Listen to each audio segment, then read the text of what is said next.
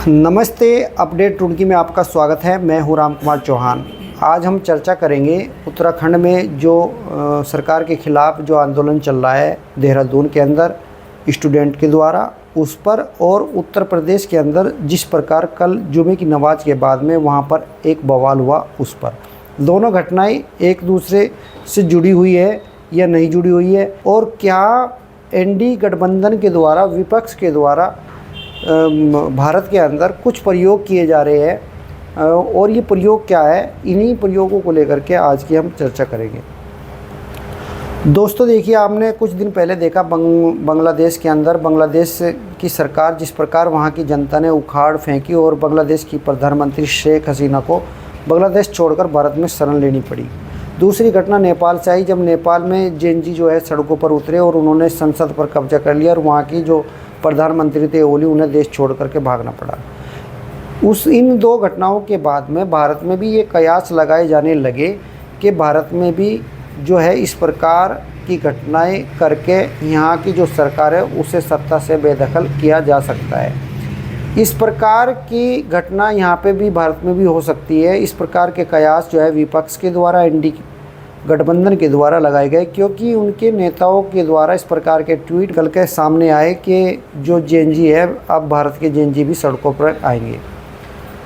राहुल गांधी के द्वारा उनकी रैलियों में इस प्रकार के नारे लगाए गए कि वोट चोर गद्दी छोड़। प्रधानमंत्री नरेंद्र मोदी जी के खिलाफ इस प्रकार के नारे एक साफ संदेश बताते हैं कि सत्ता के लिए जनता को भड़काकर जिस प्रकार नेपाल में हुआ, जिस प्रकार बांग्लादेश में हुआ, उस प्रकार भारत में कहीं ना कहीं विपक्ष की करने की मंशा जो है वो कहीं ना कहीं उजागर होती दिखाई दी।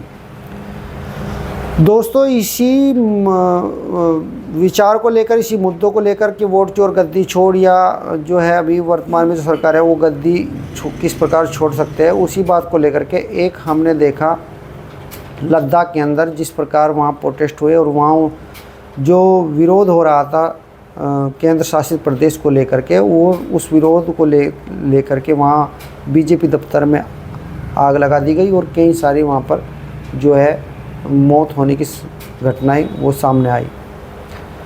क्या उसी प्रकार की घटना उत्तराखंड और उत्तर प्रदेश में करने की कोशिश की गई, और क्या ये प्रयोग करके देखा जा रहा है, भविष्य में इसे पूरे देश के अंदर किया जाएगा?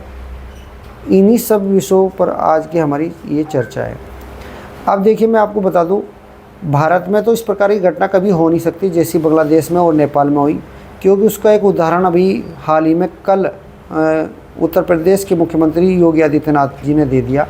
जिस प्रकार वहाँ एक प्रोटेस्ट किया जा रहा था आई लव मोहम्मद को लेकर के, उस आई लव मोहम्मद को लेकर के जिस प्रकार वहाँ एक प्रदर्शन किया गया, उस प्रदर्शन के द्वारा जिस प्रकार पुलिस पर हमला करने की कोशिश की गई और पुलिस ने सख्त कार्रवाई करते हुए लाठीचार्ज वहाँ पर किया, तो एक सख्त निर्देश जो है सरकार के द्वारा, उत्तर प्रदेश सरकार के द्वारा दिया गया।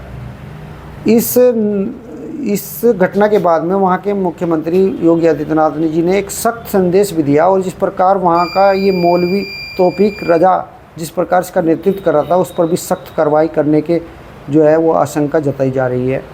आपने देखा होगा कल बरेली के अंदर मौलाना भूल गया कि शासन किसका है।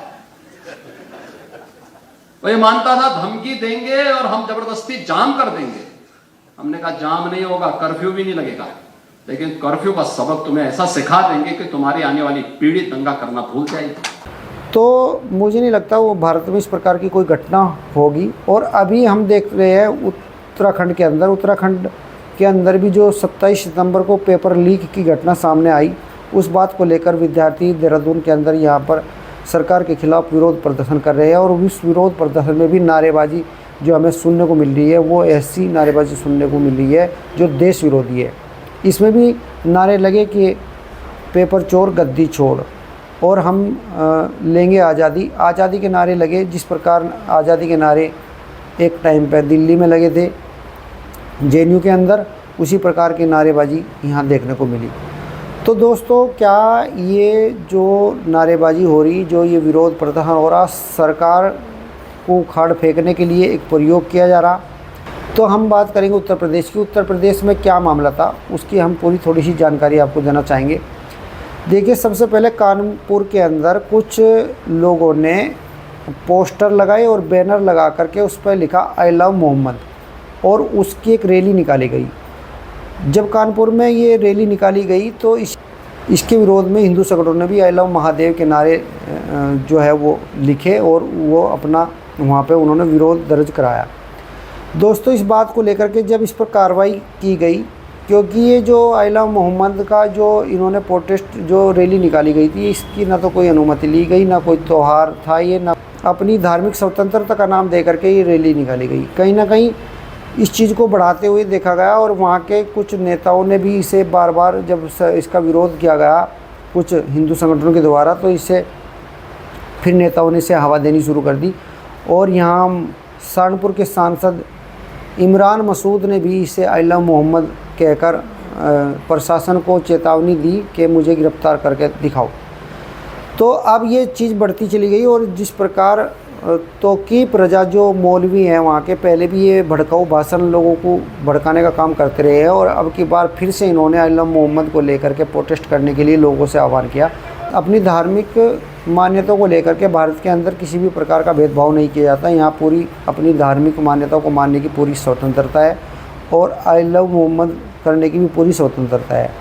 मगर बिना किसी मुद्दे के हम अगर प्रोटेस्ट कर रहे हैं, हम किसी को धार्मिक भावनाओं को भड़काने के लिए हम आई लव मोहम्मद लिख कर के यहाँ पर रैली निकाल रहे हैं या कुछ कर रहे हैं, वो और एक माहौल ख़राब करने का कार्य कर रहे हैं, तो वो जो है वो सरकार की लॉ एंड ऑर्डर के अंदर आता है। और लॉ एंड ऑर्डर बनाने के लिए सरकार जो है वो अपना काम करती है। वही काम उत्तर प्रदेश सरकार ने पहले किया और जिस प्रकार कल फिर से मतलब कि एक जाम लगाने की स्थिति उत्तर प्रदेश में की गई, उसे लाठीचार्ज करके सरकार ने जिस प्रकार कार्रवाई की, वो उसकी कहीं ना कहीं बहुत तारीफ़ की जा रही है देश के अंदर और ये सही निर्णय योगी सरकार का बताया जा रहा है।